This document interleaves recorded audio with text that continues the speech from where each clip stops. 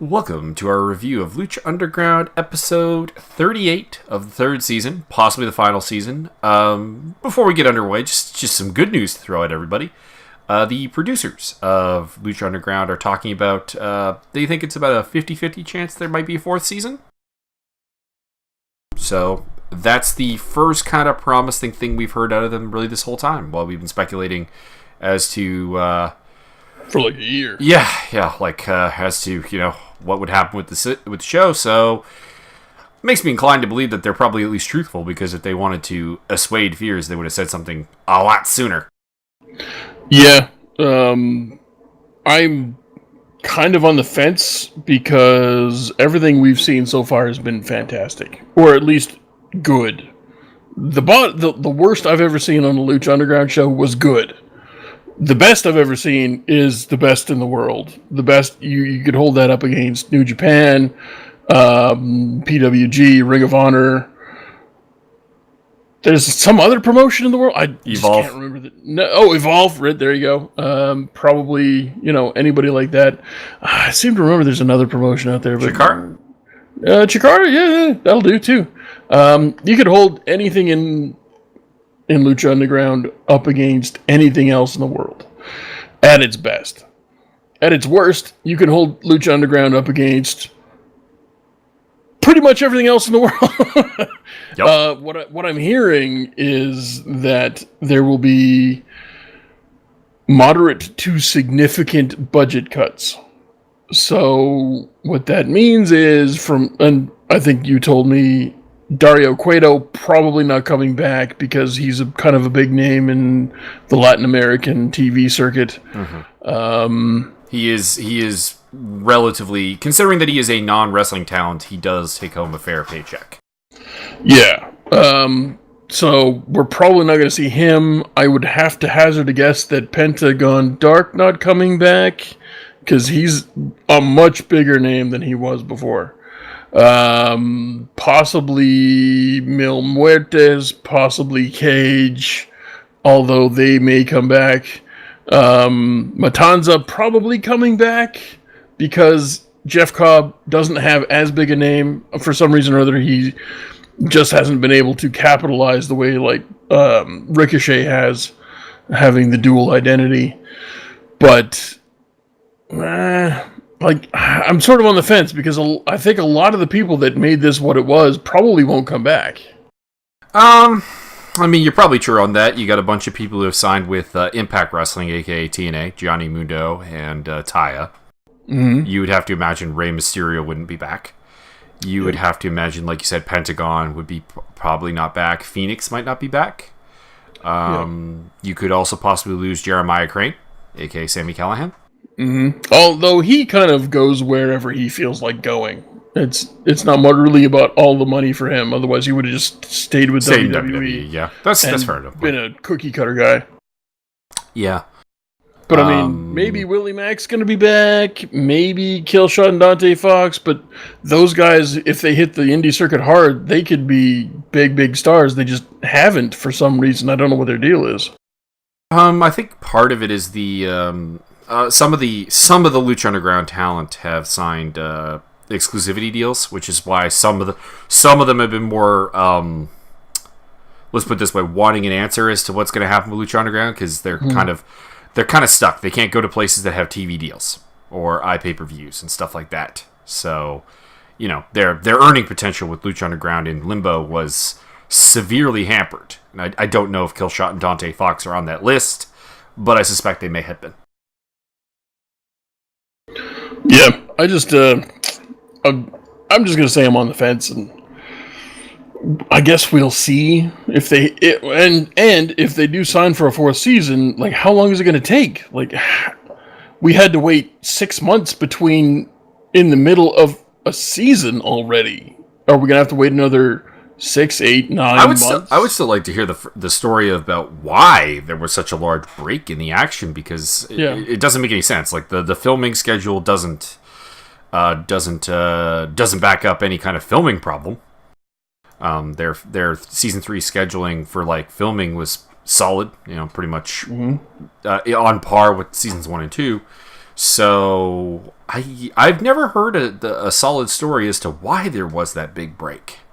Yeah, no, I have no idea. I think it's just executives got scared. They didn't see money rolling in, so they decided to take an extended break. It worked for Firefly. Why not do it for Lucha Underground? Fucking idiots. Yep.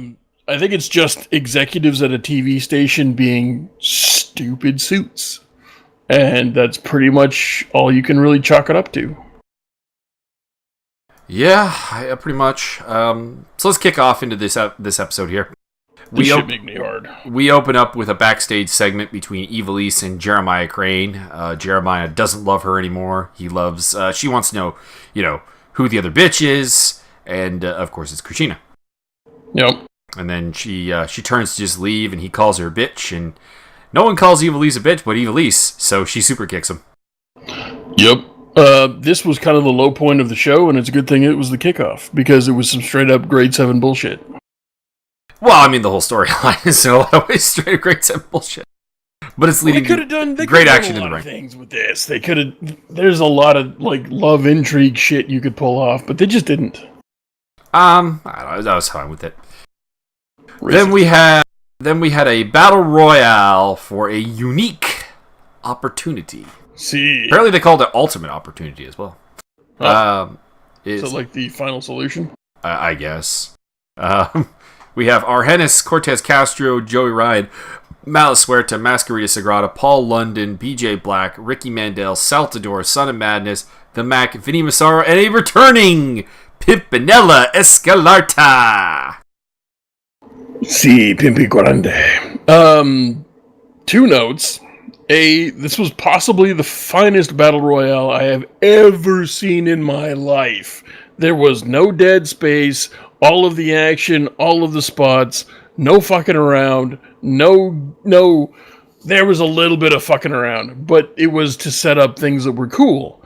And also, I forgot what the other point was. My brain, come on, brain, why? I'll take over for a moment while you think. Think. The only thing this match was missing for me is that you got the whole storyline with the White Rabbits and Masquerita Sagrada. I would have had the Rabbits save him once. They tried when he got thrown out, but they failed. So probably would have had one save Masquerita scene, but that's about it. Otherwise, fantastic. The pacing was great. Everyone got their shit in. Everyone looked like $1 million, even Argenis. Oh yeah, I remember now. Argenis, I had to literally ask Mio in the middle, or Mike in the middle of the, sorry, I gave away all of your shit. I had to ask in the middle of the match, who the fuck is that? Argenis. Argenis. Oh, why? Oh, well, actually, okay, I'll take it back. 2 people didn't look like $1 million. Vinny Massaro and Ricardo Mundo. Yeah, but of course, Ricardo Mundo is not supposed to look like $1 million, so mission accomplished. Yeah, Vinny Massaro was the first guy eliminated, and he did a spot, and the spot was pretty good. And really, that's all I need. Yep. They're not big stars in the company. They don't need to look like $1 million, but everyone else did. Pimpinella's moreover off of this. PJ Black, good stuff. White Rabbits, good stuff. PJ Black actually probably the MVP of this match. And of course, the Mac gets the win and gets the ultimate unique opportunity. Return of the Mac. And Dario Cueto comes out, and Mac is, I'm all ears for this ultimate opportunity. You get a title shot at the Trios title. Mac seems kind of not super enthused by that, actually. Thought he could have been a little more. But then he's like, but there's always a catch with a unique opportunity. See. And if I was going to war, I'd want these 2 guys on my side. That is, if you can find what's left of them. Killshot and Dante Fox. It's good times. So yeah, we're finally at the long-awaited Killshot Mac Dante Fox storyline. So that was that. I would have liked if they had finished off the show with him finding those 2, trying to get them on the same page. But maybe we'll get that. Maybe we'll get some of that next week. So I would have to assume that that's the intro for next week, if not some Cage shit. Then we have Ivelisse versus Katrina. Katrina comes out with Manager Martes. God damn you! I mean, the mask looks good in a suit. What do you want? No, it's fantastic. Sadly, he just left though once the match got going. Good call out though, from Katrina with the come out wherever you are, bitch. Which Evilise comes storming out and starts kicking her ass. Yeah. New look from Evilise. I approve, although I like the old look. Yeah. The opening move for the match, the weak ass Luthez press tackle thing, was the worst part of the match, and it's a good thing it was right off the bat because everything past this was pretty fucking good. Like I think the first minute they kind of weren't quite on the same page, but everything past that was fucking excellent. I mean, considering that this is a non-wrestling talent in Katrina working this match, this is kind of like the Melissa Santos stuff from was it last week or 2 weeks ago? Melissa Santos did her thing. Either way, 2 weeks ago. Sort of the same deal here, where you've got a non-wrestling talent in there, and the match was entirely serviceable and very good at points, especially the office bit, which. Admittedly, it's kind of weird to see Katrina go and hide in the office because, Mistress of Darkness and everything, but then she just started braining Evilise with beer bottles and shit. Well, hard liquor bottles. It was fucking awesome. It's like, I'm going to keep this one closed, and she went around to the other side. No, I'm going to keep this one closed. Went back around to the original door. No, I'm going to keep this one closed. Oh, wait, she's backed off. All right, we're going to open the door. And she sticks her head in and smash. Yep. And then she went back and grabbed another bottle and smash. And then she looked around, went back in the office, and grabbed another bottle and smash. Yeah. Evilise getting some good color in this. Yeah.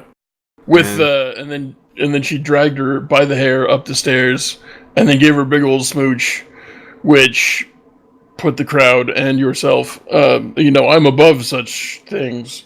That's a line, you know it. Into a tizzy.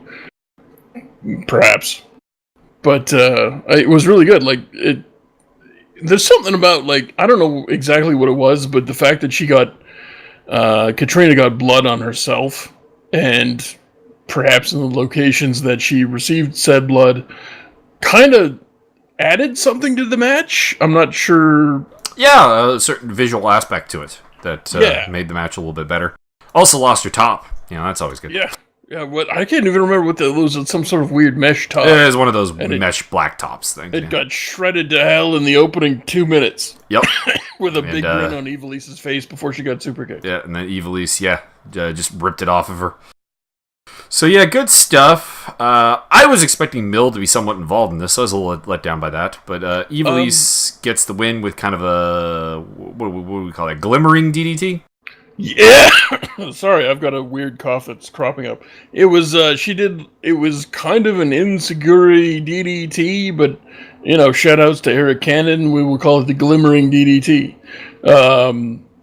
She did the step up on the thigh, it wasn't a double underhook, it was just a straight DDT, wasn't it? DDT, I do believe. Yeah, so it was like a step-up DDT off the thigh. So that's pretty much half a Glimmering Warlock, half a DDT, and that's what we'll call it. Mm-hmm. And then in the first of our 2 turns on the night, out comes Jeremiah Crane with the Nancy Kerrigan-style hammer to the frickin' ankle. That was awesome. And worked her over a little bit, did the crying bit. And yeah, Sami Callihan, now Jeremiah Crane is going full heel, and that only makes it better heading into his match with Mil Muertes and Cage, to be honest. Exactly. Because that's now a match that has no faces, and I'm going to love it. So that's fantastic. By the way, excellent work of a heel turn. WWE, please take notes. Exactly. And we're going to have an example of a face turn later, so WWE, also take notes on that. Correct. See, I'm not totally sold on this being a face turn, but go on. I think it is. I think the crowd is too behind it for them not to go that route. I think this is just we'll get into it later, but I think it's a bit different. Well, it's a bit different, but I still think it's the result is going to be there. You would think that. Then we had Phoenix versus Marty the Moth Martinez. Phoenix's mask versus Marty's hair. Great introduction from Melissa Santos for Phoenix and a kiss. With a smooch. And a great introduction for Marty the Moth Martinez, but in completely the opposite direction. So, really good match. These two guys can work. Marty has come, really honestly, just so far from where he started in Lucha Underground. He's fantastic. One of the best psychological wrestlers in the world right now, in my opinion. Absolutely. Not one of the best big men or best in-ring workers, but it's good enough. And you add in his psychology, and you have a fantastic worker. Yeah, he's got all of the psychology, and he sells like a motherfucker. Just a brutal match. He rips up Phoenix's mask, cuts him open, so there's blood everywhere. Really got bloody towards the end. There was a while there where it didn't feel like there was a lot of blood, but then it really did. We'll just say that. Yeah, it literally, I was about to ask, like, this has been a pretty blood-infused feud. Where's the blood? Oh, there it is. Gotcha. Yeah. Right, gotcha. Yeah. So, early on in the match, Mary Pose is getting involved, tripping up Phoenix, trying to influence the match. And at one point, Marty's on the outside with her and just basically throws her in the way of a plancha to the outside from Phoenix. And it was pretty good because Marty's like, we good? And she's like, we are not good! That was great. She gives the flips in the double bird and leaves. Not to be seen again until the match is over. And kudos for a hell of a curb stomp from Marty the Moth. That was my spot of the match, spot of the night.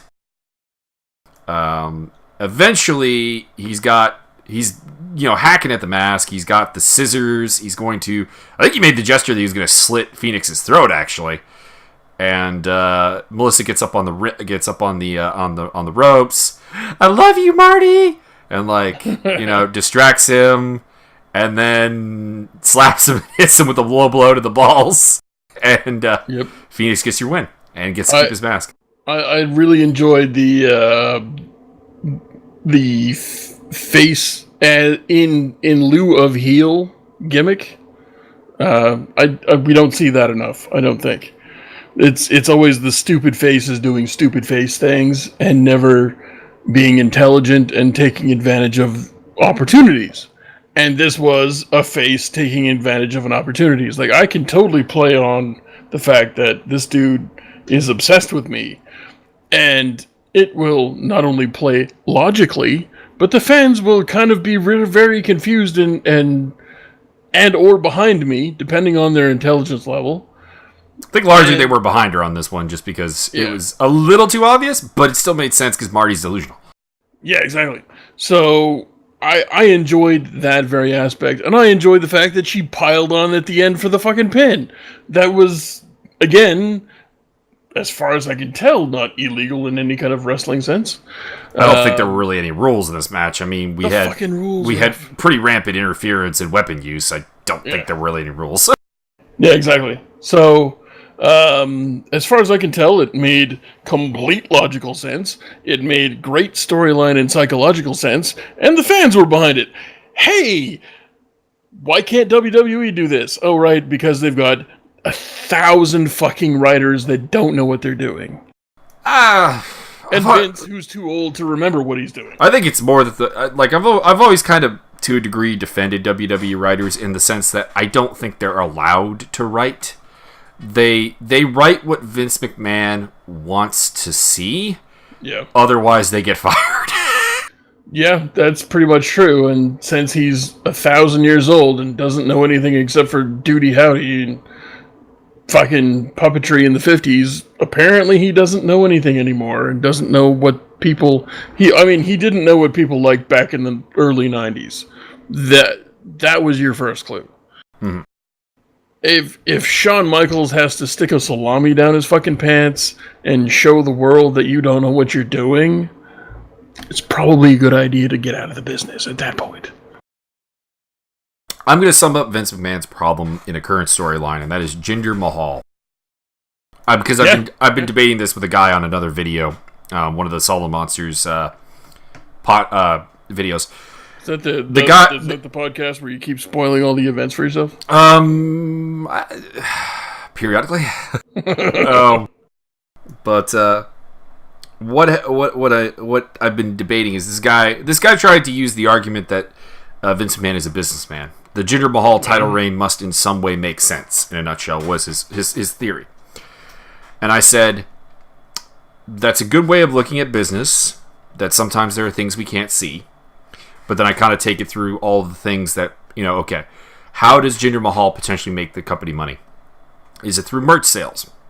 No, he has no merch, so zero. The ratings are down while he's been champion. The match quality is down. The fans are hating it. Subscription numbers have gone down domestically to the WWE network. I would like to point out for the fact that I literally can't remember who any of the champions are in WWE anymore. I don't remember. Well, you remember Jinder Mahal has a belt. I tried to think of it the other day. Couldn't remember.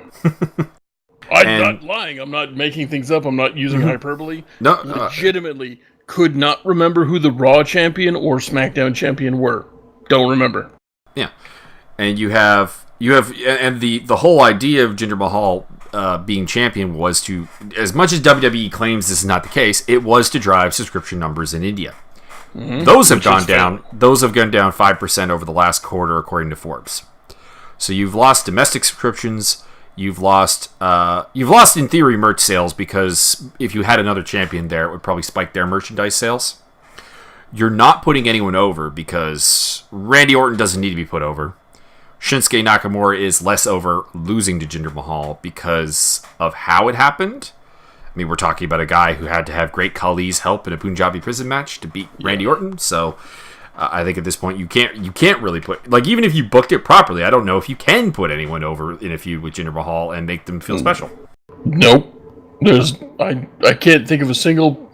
Wait, Aiden English? Maybe. But yeah. So in no way does Jinder Mahal as champion make business sense for the company, but because the WWE is by far the number one wrestling company in the world and has no real rival, unless New Japan steps up his international business, Vince McMahon doesn't have to see it. Because the only way to make, here's the weird thing about Vince McMahon. I swear he's not motivated by money. Yeah, Vince is motivated by winning. I'm not opposed to that. Yeah, he's motivated by winning. He's motivated by ego, and that's it. That's why he and Trump get along so well. Yeah, the thing is, WWE did a lot of good stuff during the Monday Night Wars with WCW because WCW started to beat them. Vince McMahon hates losing. That's when Vince will listen to whoever, be it Vince Russo, Jim Cornette, Shawn Michaels, etc., about what we need to do with the company to actually compete. People who are more in touch, not so much Cornette, and honestly not so much Russo, but Russo is at least creative in a mad genius sort of way. And as a result, you got good product. Now, since the WWE bought WCW, it's been a steady decline since, because there's less reason for him to listen, because I'm winning. I don't need to listen to you. I'm right. Everyone who's gone up against me is out of business. And that's what motivates Vince McMahon, not money. He's a terrible CEO in that regard, because he's supposed to be motivated by money. Anyways, let's get back to the match at hand, because we've gone through that about sort of defending WWE writers to a certain degree. Meh. And so Marty flips off Phoenix and Melissa Santos. He ain't doing the head shave. He ain't doing it. So he's retreating up the stairs, and Mariposa comes out, and he's like, "I got my sister," and she clocks him, and then handcuffs him to the railings in the temple. Hold on. She clocks him with a chair, and when he fucking falls down the stairs, she hucks the chair at him and spears him in the goddamn ribs with it. It's like, fuck you, and fuck you, sir. And she hands Melissa Santos the clippers, the scissors, and the clippers came in later, and they cut Marty the Moth's hair in a terrible fashion. He looks so bad right now. Mm-hmm. So, great ending to the show. We get Phoenix gets to keep his mask, although, to be honest, we pretty much know exactly what he looks like from all the damage the mask has taken over the course of this feud. Yeah. And Marty the Moth has lost it. I say this is a Mariposa face turn. You do not agree. I do not agree. I have seen enough sadomasochistic shenanigans in this relationship over over the course of their entire involvement in Lucha Underground to think that this is just Mariposa teaching him a lesson, and she's still heel, and nothing will change. I could see it, but the timing is the thing. Because keep in mind, they're filming this in the uncertain future of the promotion. Yeah. So I think this was written more just for a face pop without long range story implications. That is possibly true, and more likely probably true. But if I was a writer and looking forward, which the WWE is not capable of doing, I'd totally keep her heel just because of the heel face dynamic in the women's division. Not that there's really a women's division, but you've got face Sexy Star, face Ivelisse. You need some heels for them to play off of. You've got Taya, and Mariposa's the heel B. So you kind of still need that because Katrina's not going to wrestle a ton, I wouldn't imagine. Mm-hmm. Doesn't really fit the character. So correct. You kind of need her as a heel just from a if you want to do women's matches standpoint. I would not disagree. But at the same time, I don't think like I said, you could also go the face route, and I think like the pop she got for turning on Marty was huge. Oh yeah, which would gain even more heat if she stayed heel. That's true. So you could go either way, and I think it would work and be money. Long-term storylines, WWE, take note. Well, WWE's problem is that they get long-term storylines, like the Hype Bros breakup, for example. There has been a long-term storyline, but it has no steps. Yeah, it has no steps. It's by just total the same accident, thing. because like Ryder got hurt for 4 or 5 months, and fucking Mojo Rawley got over on his own organically, much like Ryder did. You fucking plebeians. And that was the other thing about the Vince McMahon and money. I pointed out Zack Ryder and a couple others like Daniel Bryan, a number of other. Well, Sting at least was old. I could kind of not really get behind that. I forget who Sting is. I know. You keep Sting around for like 5 years. You make $1 billion. Yeah, but he got hurt. That's not so much Vince's fault. Fair enough, but you don't job Sting out. End of story. Yeah. If Sting does not get jobbed out, you make $1 billion. Period. But I was pointing at like a number of wrestlers who over the years have gotten over kind of organically on their own, without the machine being behind them, without them being Vince's guy. Spanky. Spanky at least was kind of small. When he was Spanky. Yeah. But he was kind of small. And they did at least give him like a really long tag title run with Paul London. God, I miss that team. Oh God. Yeah. I pointed out a number of these ones of like guys that Vince McMahon could have made money with, and chose not to. And and WWE apologists will be like, well, I mean, they couldn't really draw. I mean, of course they couldn't. They were booked terribly. They were made to fail. Mm-hmm. When like, for example, Dolph Ziggler is going to leave the company probably really soon, once his contract is up. Oh, yeah. And, of course, Neville has left the company. Austin Aries has left the company.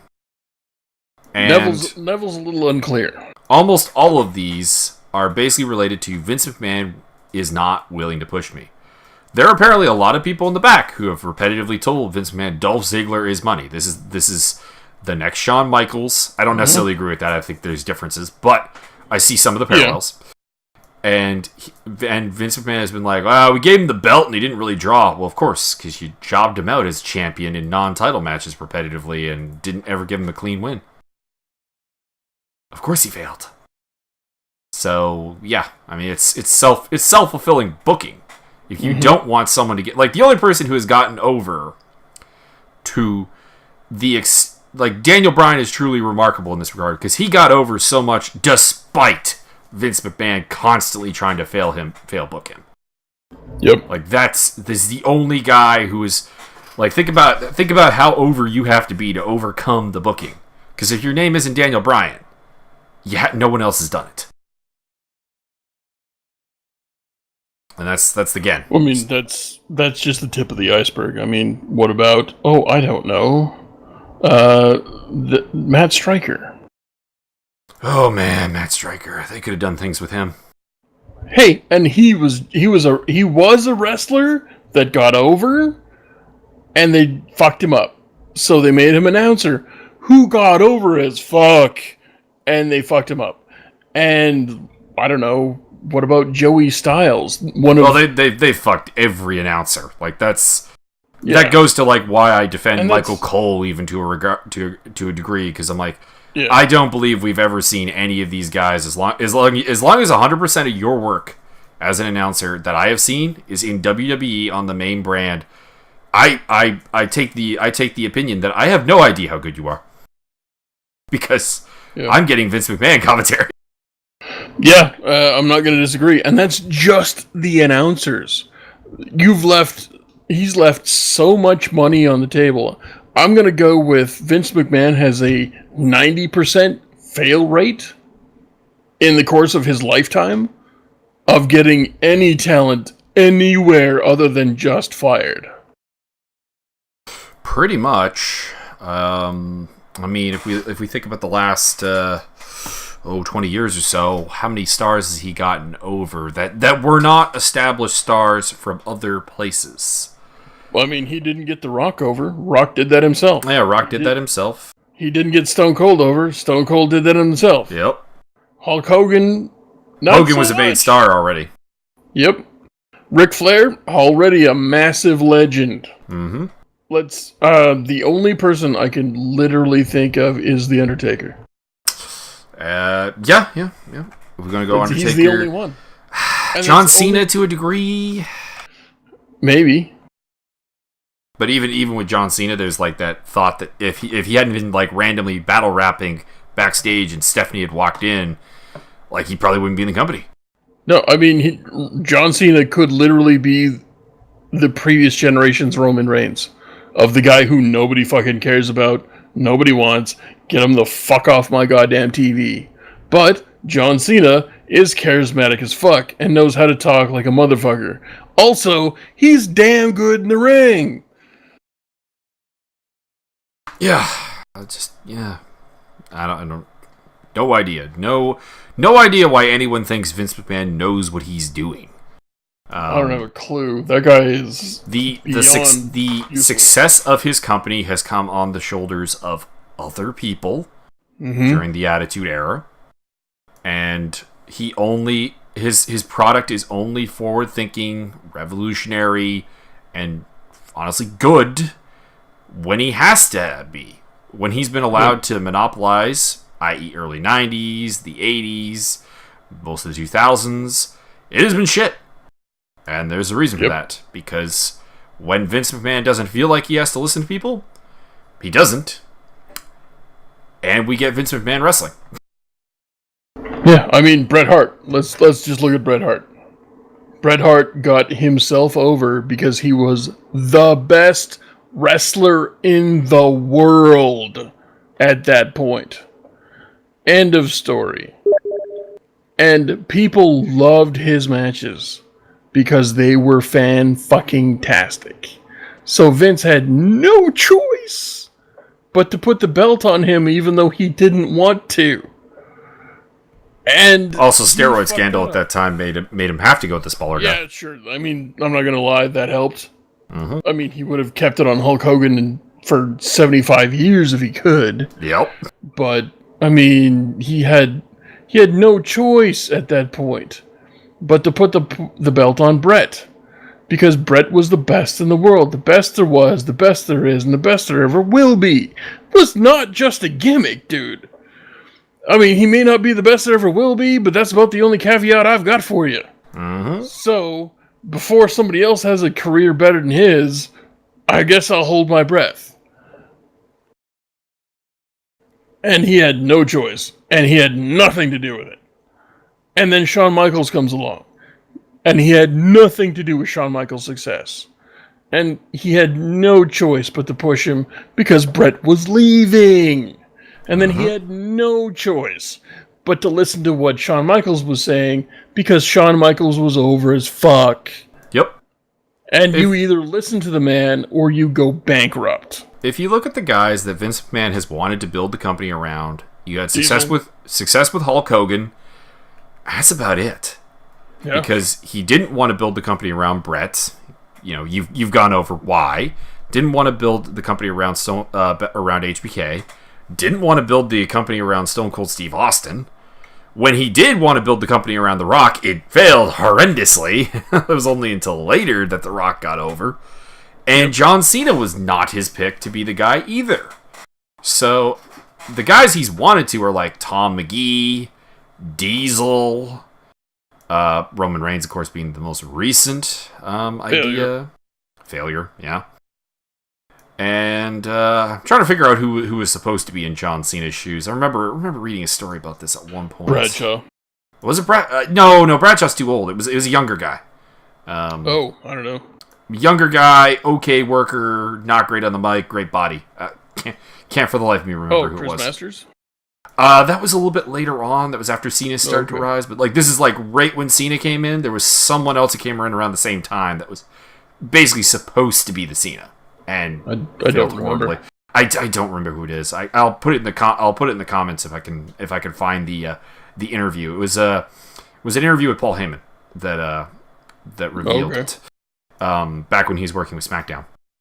But his choices to probably fucking build that would make me laugh. The choices as to who he wants to build the company around in ring are terrible, and his choices of who he wants to build the company around backstage are also terrible because they're all yes men. Mm-hmm. Say what you want about the Jim Cornettes of the world, and there is a ton of negatives to say about Jim Cornette. This is not me saying Jim Cornette is the greatest thing for wrestling. No, he is not. There's some terrible things. But you'll find that people always use the excuse, well, what do you know? You got fired from WWE. Honestly, I look at getting fired from WWE as almost a badge of honor. It means you said something that Vince McMahon didn't want to hear that was probably true. Yeah. Because you look at the guys who maintained their jobs, the John Laurinaitis of the world, for example. No matter who you listen to a shoot interview on, if the topic of John Laurinaitis comes up, it's nothing but negative. Yep. The only person who says nice things about him is Kevin Nash. And for the record, Kevin Nash buries him as an executive, as a backstage guy.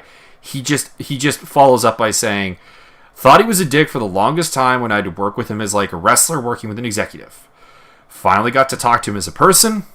Really cool dude. Yep.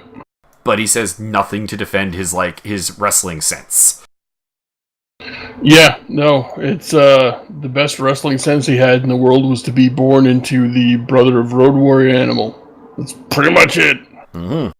And you see that it's like if everyone is cutting negative thoughts on you, and there's some of these are guys who probably want to work for the WWE at some point, and you're still in a position of power, you gotta ask how much truth there is. Like, why do you still have a job? It's called, you know exactly where Vince McMahon likes his balls sucked. Pretty much. So, all right, let's move on to what we got coming up. So, in Lucha Underground, what do we have coming up? I've gone off the rails. We got Lucha Underground Part 3, the 39th episode coming up, which I believe the card is Sexy Star versus Taya. Mm-hmm. Trios title, the Snake Tribe versus Dante Fox, Killshot, and the Mac. And we're also going to get the ladder match for the Gift of the Gods title, Pentagon Dark versus Son of Havoc. Oh, that's going to be so good. I'm looking forward to all of that. There's not any part of Lucha, Ultimate Lucha Trace that I haven't looked forward to. There's been a couple. There's been a couple of matches every so often where I'm just not hyped for. Like, and sometimes those have surprised me, to be clear. Like, sometimes I'm wrong. But yeah, I would say I'm hyped for 85% of what Lucha Underground does. There's a little bit of filler in there. Sexy Star versus Taya, I'm probably not going to enjoy because I'm probably going to put Sexy Star over because that's what Lucha promotions do, and we've been through this. I don't understand why. And, well, I mean, the trios match has been spoiled for us. Just because, it's been spoiled for a long time. This is the problem when things are in the can for so long. Yeah. This was filmed June 26th, 2016. So, yeah, that's spoiled for us. I won't say why, because maybe there are some people listening that are unspoiled, and I'll let them stay that way. Who do you got taking the Gift of the Gods title? You think it's going to be Havoc or Pentagon?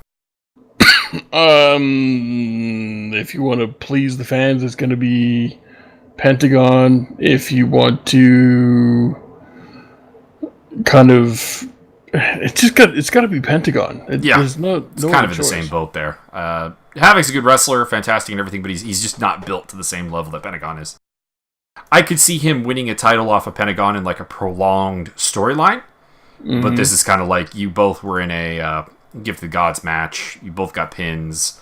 Now go do this ladder match, and it's gonna be awesome. But I don't see a logical way to make it booking sense to put the belt on Havoc. Yeah. So, there we go. So that's what we got coming up on the Lucha Underground. We're also going to probably, what do you think, Friday we're going to watch the King of Pro Wrestling? I'm totally down for tomorrow, but like I said, I've got some running around to do, and it depends. It's all up to you. If you want to stay up later, I'm totally down to watch whatever. We'll see. We'll do it tomorrow or Friday. There we go. All right. King of Pro Wrestling. And then, of course, we have our WWE recap, which it's been an interesting week for WWE. So yeah, I haven't honestly. I watched like one match on the Hell in a Cell. I'm going to watch more, but I'm not going to watch all of them because I'm not going to bother watching Jinder Mahal matches. Fuck off. Fuck no! Stay as far away from that as you fucking can. I'm going to watch the Hell in a Cell. I may watch the tag match, but I can't see really bothering to do that. And then, there's other matches on there. I'm totally going to watch NXT. I'm totally going to watch 205 Live. And yeah, that's pretty much what's on my docket. Yep. So, until next time, stay off of Byron's lawn. It's very rude to be on there. At least leave me booze, goddammit. Leave me booze or at least fertilize the lawn. Or both. Take some clippings. Yeah, that's all we got for this one, and we will see you. I would have to say that our next podcast will be the King of Pro Wrestling recap. I would say so. If we don't jump right onto the next Lucha episode, which is probably tomorrow. Probably do some Japanese pro wrestling. Hai, arigato.